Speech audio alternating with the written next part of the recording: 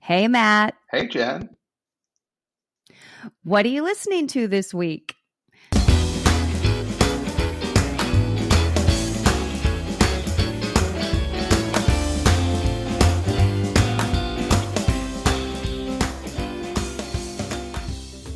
Welcome to What Are You Listening To, the weekly podcast created to foster community through music by sharing the stories and songs that soundtrack our lives.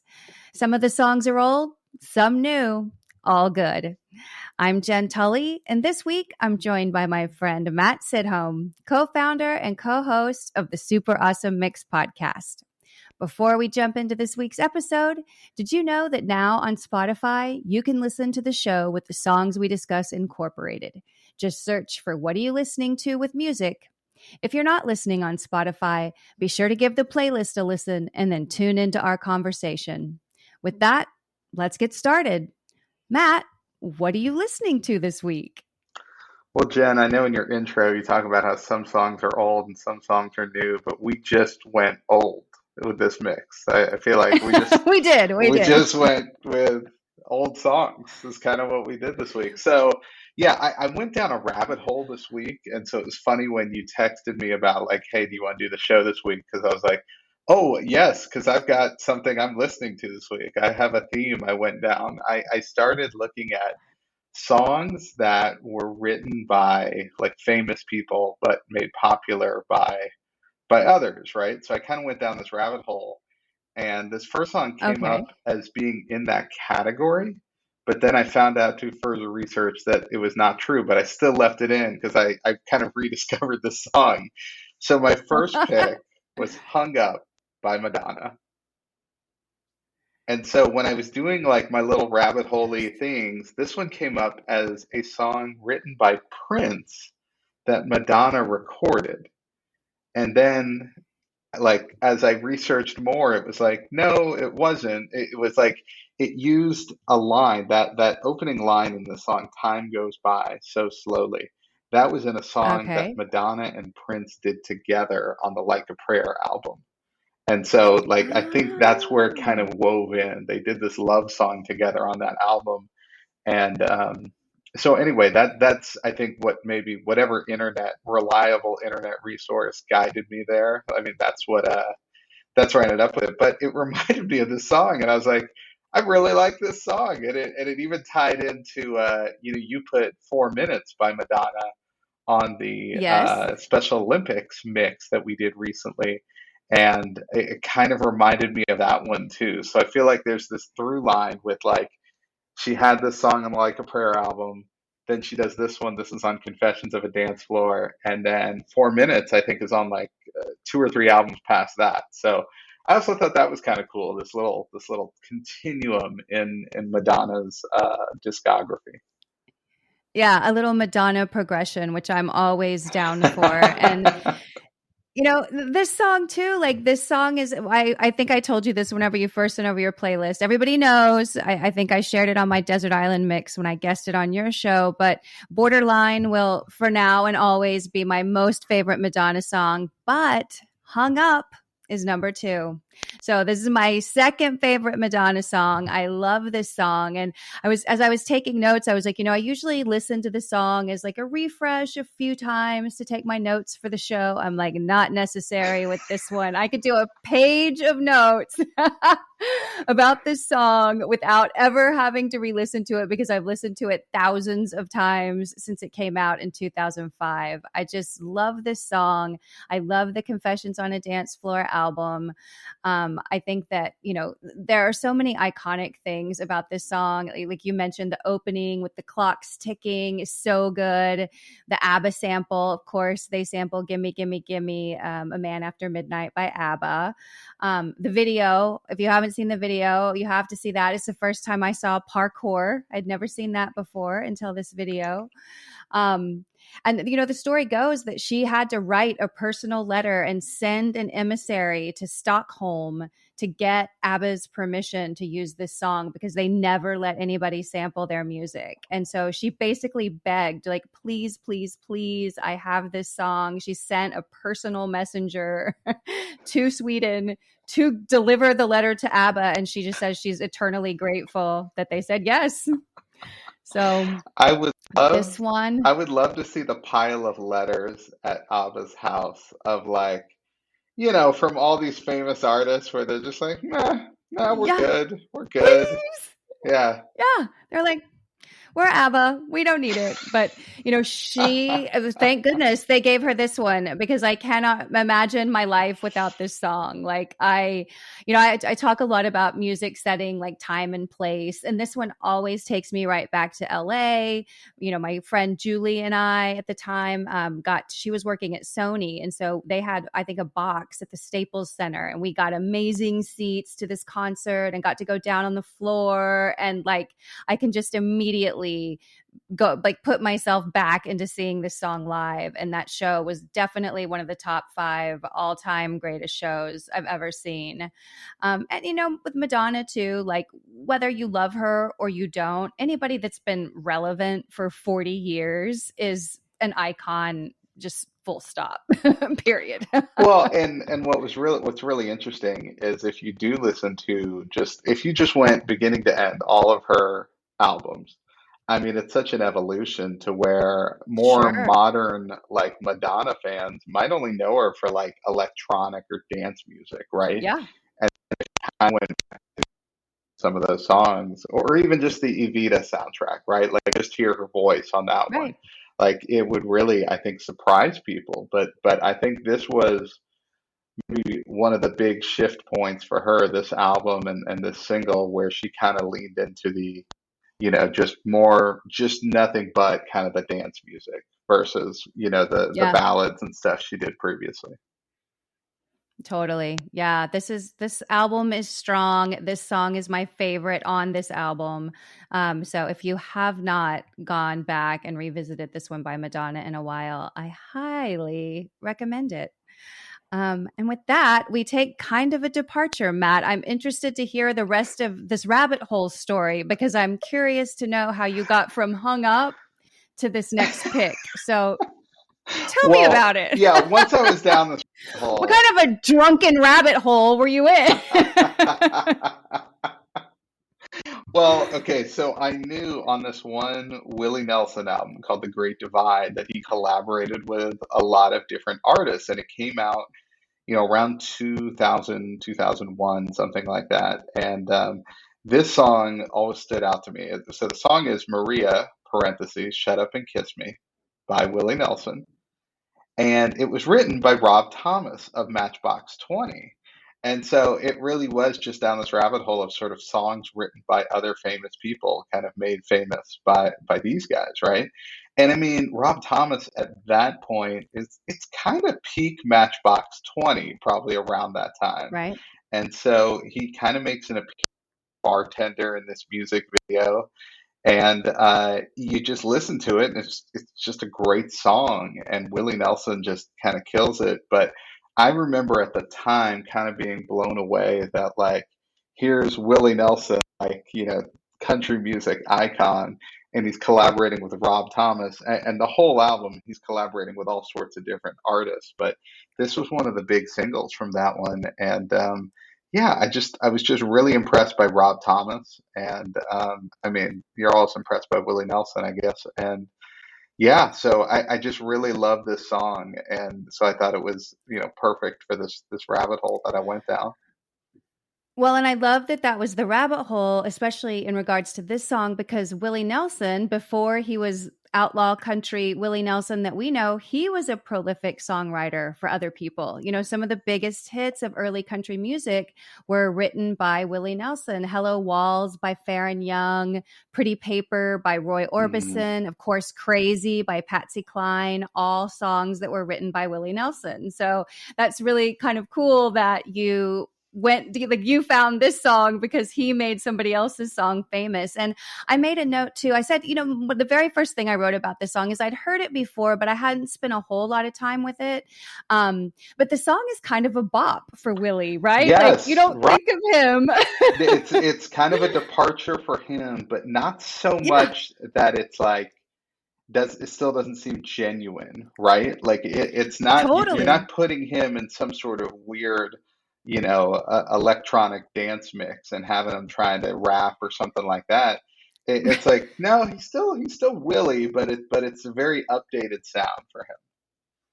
Totally. And in some parts it almost sounds like a Tejano song Yeah. even, like it doesn't stray super far from Willie like you said so that it's weird, but it definitely is much more of a bop than his songs traditionally are. And the other thing that I noticed about it, and it's interesting, I did not know that Rob Thomas wrote it, but I made a note that said, this could be a Ryan Adams song. It could be a Yes. Blues Traveler song. Right. It could be a Maverick song. Like there were so many other people that I could hear singing it, and now it makes sense. And I wondered if it was because Willie started writing for others, if that's why it sounded like that. But I think it's because it's a Rob Thomas Yeah. song that Willie Nelson is singing. Well, and it's kind of a Um, credit to, Samara and I have talked about this on our show a lot. It's like sort of the magic of a pop song, right? And like there is a really good formula to that in writing a good pop song.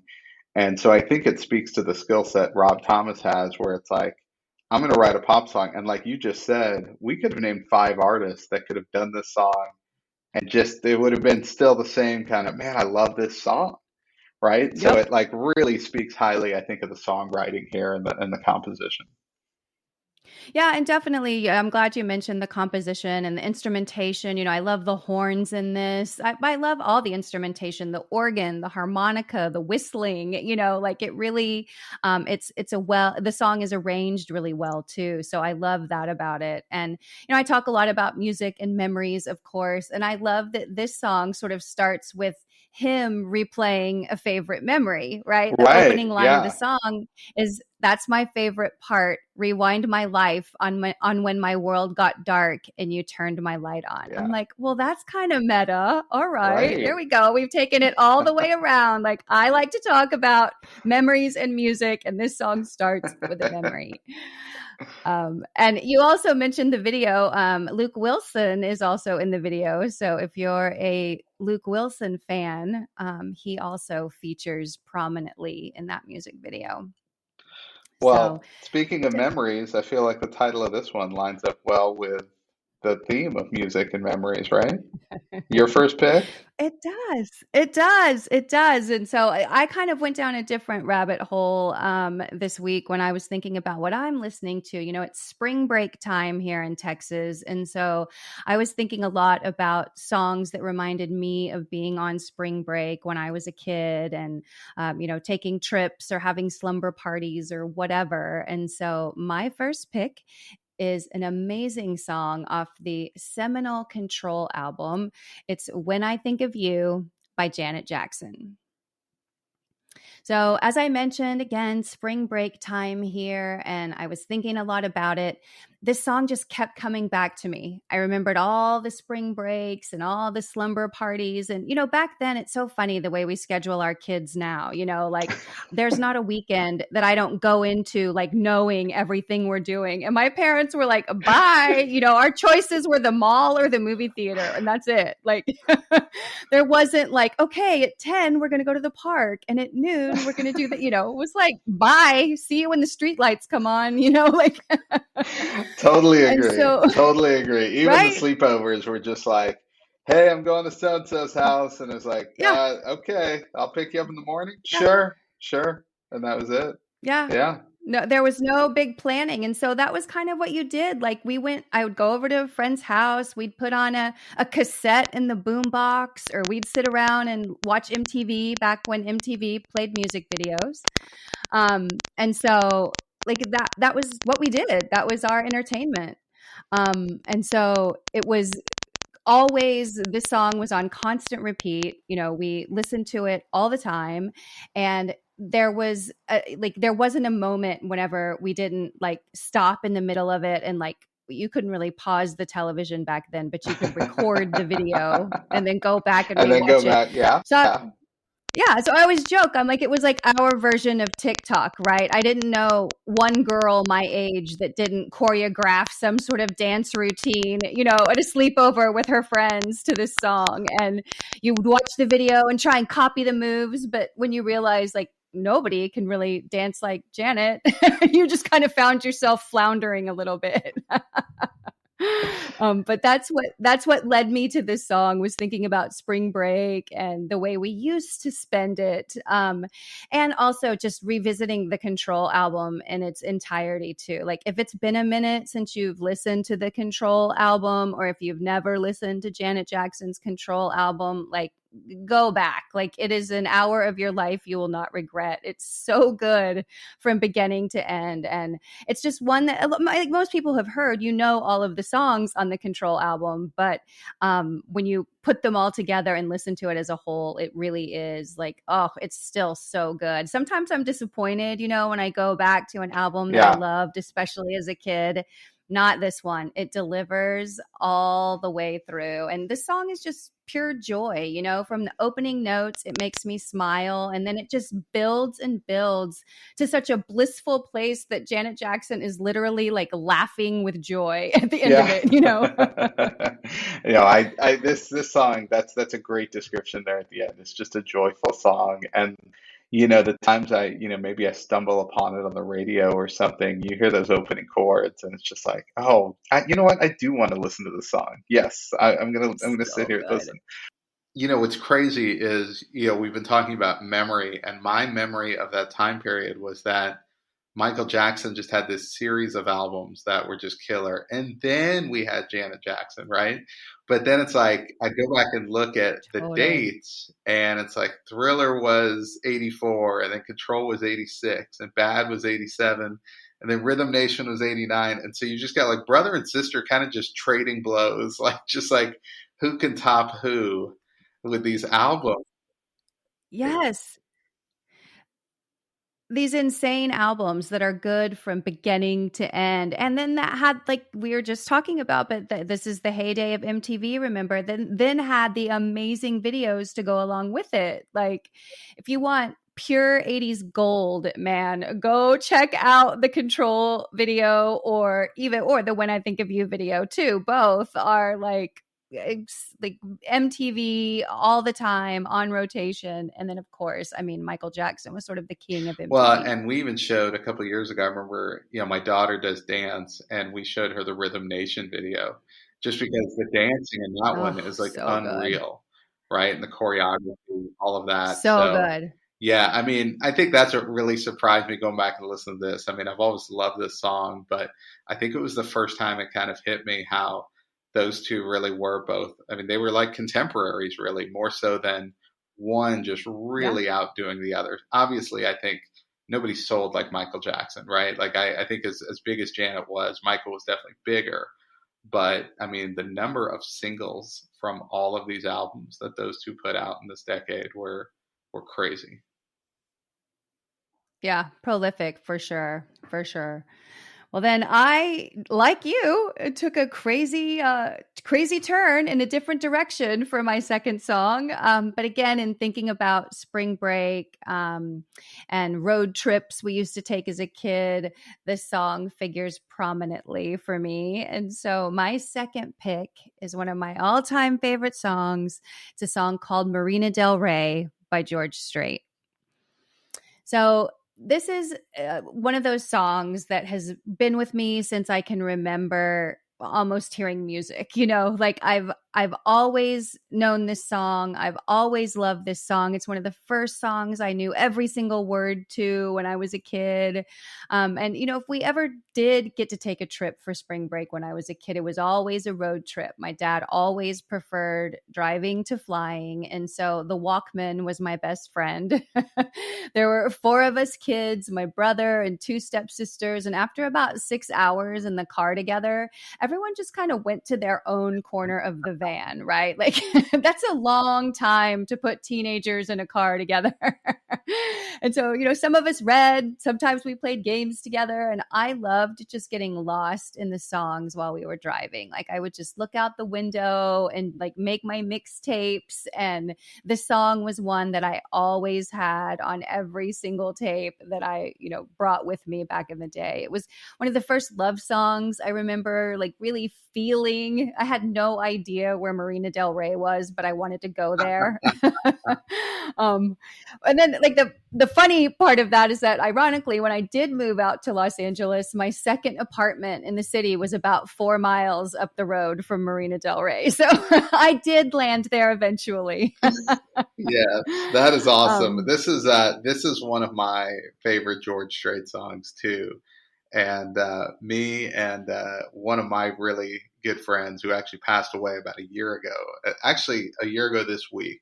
So it's amazing that you put this on the mix Mm, because I immediately thought of wow. him, and the last time I saw him was actually in Southern California. So I mean, it's Mm. crazy that this showed up. So when you sent that, I was like, man, because this one was always like we were both huge George Strait fans, and we both thought this song never got the due that it should have because it's just a Never. great one. I don't think he ever performs it in concert. Like you're not going to hear it. It's not on like the greatest hits necessarily, but it's an amazing song.